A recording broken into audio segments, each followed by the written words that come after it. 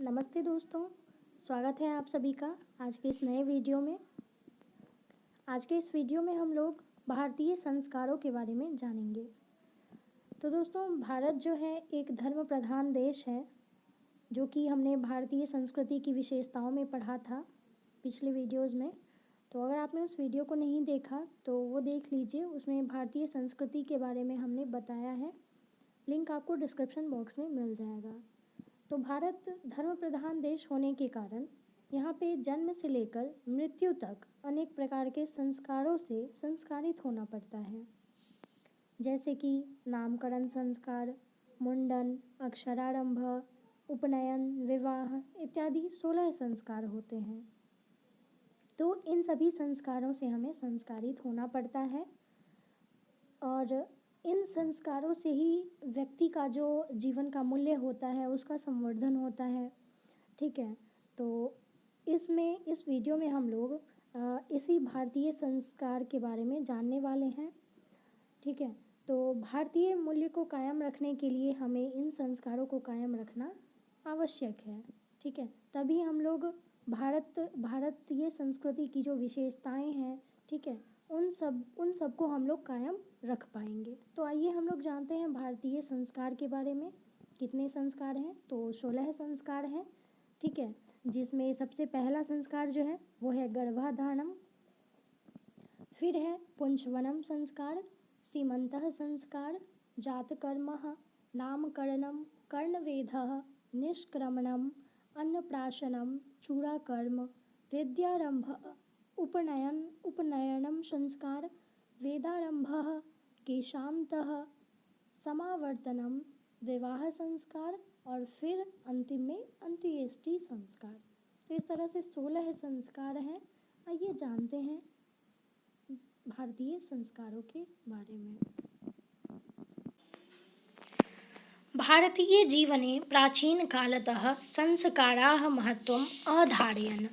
अर्थात भारतीय जीवन में प्राचीन समय से ही संस्कारों का महत्व रहा है। प्राचीन संस्कृतेः अभिज्ञानं संस्कारेभ्यो जायते। अर्थात प्राचीन संस्कृति की पहचान संस्कार से ही होती है।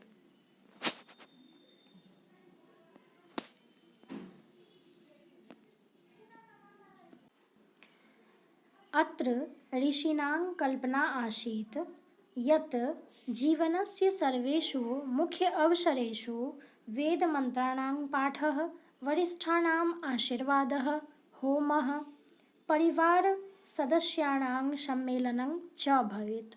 इसका अर्थ ये हुआ, अत्र ऋषीणां कल्पना आसीत्, अर्थात यहाँ ऋषियों की कल्पना थी कि जीवन के सभी अवसरों में वेद मंत्र के पाठ, बुजुर्गों का आशीर्वाद, हवन और परिवार के सभी सदस्य का मिलन होना चाहिए।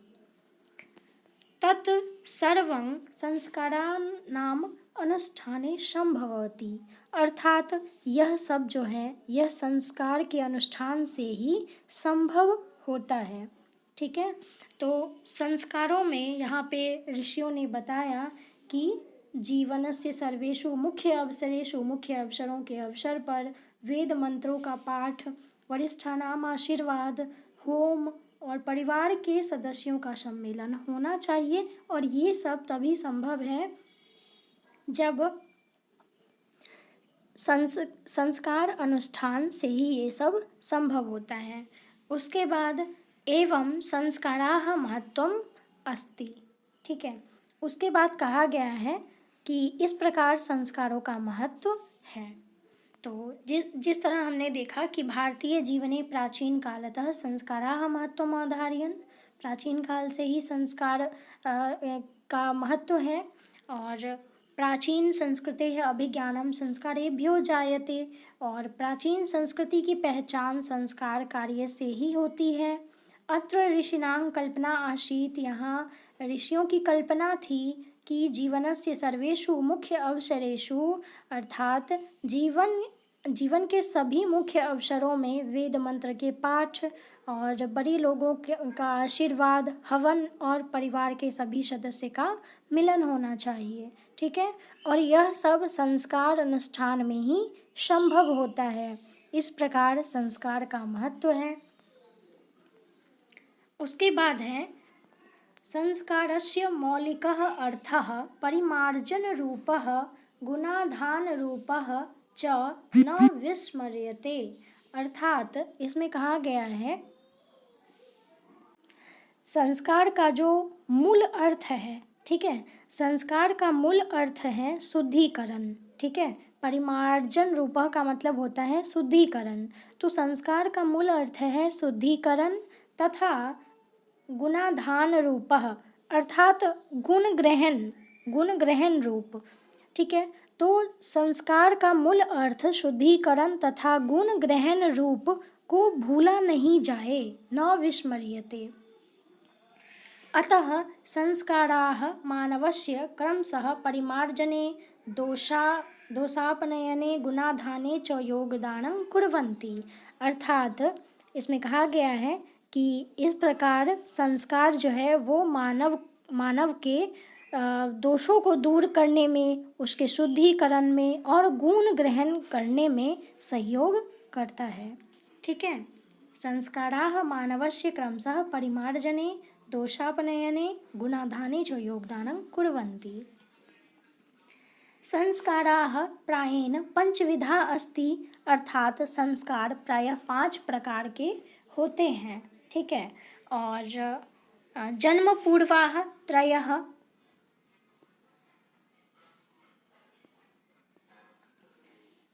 इसमें कहा गया है जन्मपूर्वाः त्रयः, शैशवाः षट्, शैक्षणिकाः 5 और गृहस्थ संस्कारः विवाहरूपः एकः, मरण उत्तर संस्कारः च एकः। अर्थात देखिए मुख्य रूप से 5 प्रकार के संस्कारों को बताया गया है विभिन्न विभिन्न अवस्थाओं में। जैसे कि बचपन से पूर्व 3 संस्कार, जन्म से पूर्व 3 संस्कार, फिर बचपन में 6 संस्कार, फिर शिक्षा में 5 संस्कार, और मतलब कि जब शिक्षा की अवस्था होती है तो उस शिक्षा के 5 संस्कार, और गृहस्थ जीवन आरंभ करने में एक विवाह संस्कार, और फिर एक मृत्यु उपरांत एक जो अंत्येष्टि संस्कार होता है वो। तो कुल 16 संस्कार इस प्रकार से बन जाते हैं, ठीक है। तो इसमें कहा गया है कि एवं 16 संस्कारा भवन्ति। तो इस तरह से 16 संस्कार होते हैं। जन्म पूर्व संस्कारेषु गर्भाधानं पुंसवनं सीमान्तोन्नयनं च इति त्रयोः भवन्ति। अर्थात जन्म पूर्व संस्कार में गर्भाधान, पुंसवन और सीमान्तोन्नयन 3 प्रकार के संस्कार होते हैं। जैसा कि हमने पहले भी 16 संस्कार को देखा था। तो उन 16 संस्कार में हमने शुरुआत में 3 संस्कार देखे थे जो जन्म से पूर्व संस्कारों में आता है, गर्भाधान, पुंसवन और सीमान्तोन्नयन। ये 3 प्रकार के संस्कार हुए। उसके बाद अत्र गर्भरक्षा, गर्भस्थस्य संस्कार आरोपणं, गर्भवत्याः च प्रसन्नता च इति प्रयोजनं कल्पितः अस्ति। अब इसमें कहा गया है कि जैसे कि 3 प्रकार के जो संस्कार को बताया गया है उसमें है गर्भरक्षा, फिर है गर्भस्थ शिशु का संस्कार विधान तथा गर्भवती को प्रसन्न रखने का विधान, ये निश्चित किया गया है, ठीक है। उसके बाद शैशव संस्कारेषु जातकर्म, नामकरणम, निष्क्रमणम, अन्नप्राशनम, चूड़ाकर्म, कर्णवेधः च इति क्रमशः भवन्ति। अर्थात शैशव अवस्था के संस्कारों में जातकर्म, नामकरणम, ठीक है, अन्नग्रहणम, चूड़ाकर्म, कर्णवेधः, ये सभी संस्कार शैशव अवस्था के होते हैं, ठीक है। उसके बाद है शिक्षा संस्कारेषु अक्षरारंभः, उपनयनम, वेदारंभः, केशान्तः, समावर्तनम च इति संस्काराः प्रकल्पिताः। अर्थात शिक्षा संस्कारों में अक्षरारंभः, उपनयन, वेदारंभः, केशान्तः, ठीक है, और केशान्तः, समावर्तनम च इति संस्कार प्रकल्पिता, मतलब इतने संस्कार हैं कि इसमें तो शिक्षा संस्कारेषु में, ठीक है।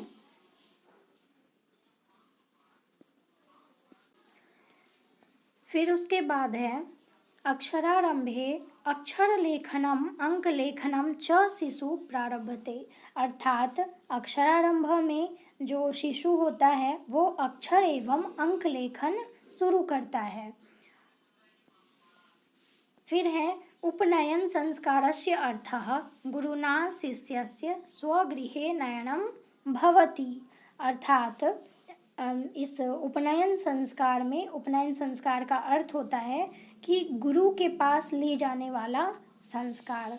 ठीक है, गुरु के घर जाने के बाद शिष्य जो है वो शिक्षा नियम का पालन करते हुए अध्ययन करते हैं और ब्रह्मचर्य व्रत का पालन करते हैं। ठीक है, तो इस तरह से ये उपनयन संस्कार में हुआ। फिर है प्राचीन काले शिष्य ब्रह्मचारी इति कथ्यते, अर्थात प्राचीन काल में शिष्य को, जो विद्यार्थी होता था, विद्यार्थी को ब्रह्मचारी कहा जाता था। केशांत संस्कारे गुरुगृहे एव शिष्यस्य प्रथमं शौर्यकर्मं भवति स्म। ठीक है, अर्थात केस काटने का संस्कार शिष्य का प्रथम शौर्य कर्म वो गुरु के आश्रम में ही होता था, ये हुआ। उसके बाद है अत्र गोदानं मुख्य कर्म, अर्थात यहाँ गोदान जो है वो मुख्य कर्म था। अतः साहित्य ग्रंथेषु अस्य नामांतरं गोदान संस्कारो अपि लभ्यते, अर्थात इसलिए साहित्य ग्रंथों में इसका दूसरा नाम जो है वो गोदान संस्कार भी है। समावर्तन संस्कारस्य उद्देश्यं शिष्यस्य गुरुगृहात् गृहस्थ जीवने प्रवेशः, अर्थात इसमें कहा जा रहा है कि समावर्तन संस्कार का जो उद्देश्य था वो शिष्य को गुरु के घर का त्याग करके गृहस्थ जीवन में प्रवेश होता था। ठीक है, शिष्यस्य गुरुगृहात् गृहस्थ जीवने प्रवेशः।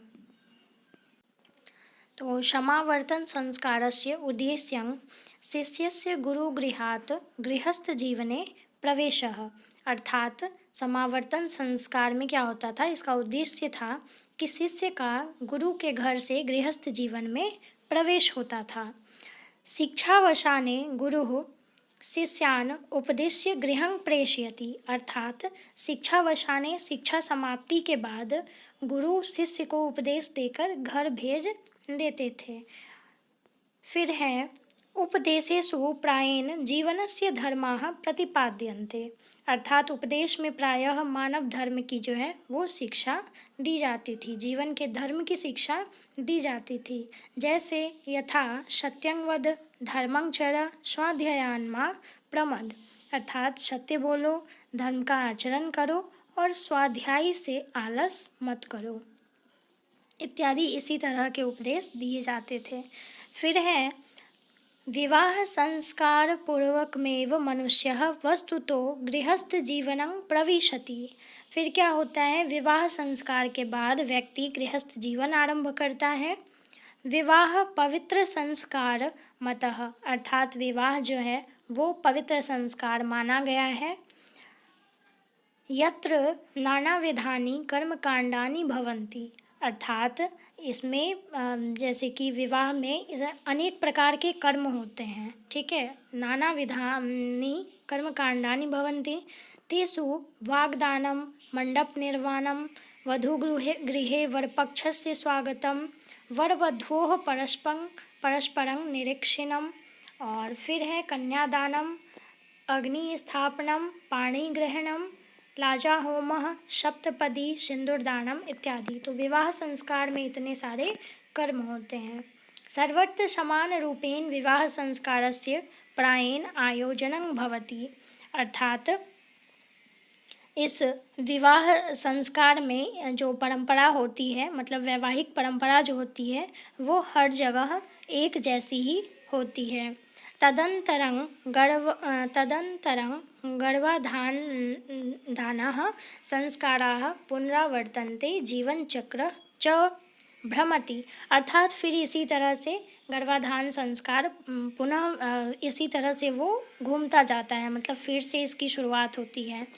और फिर मरणात् अनन्तरम् अंत्येष्टि संस्कारः अनुष्ठीयते एवं भारतीय जीवन दर्शनस्य महत्वपूर्णम उपादानम संस्कारः इति।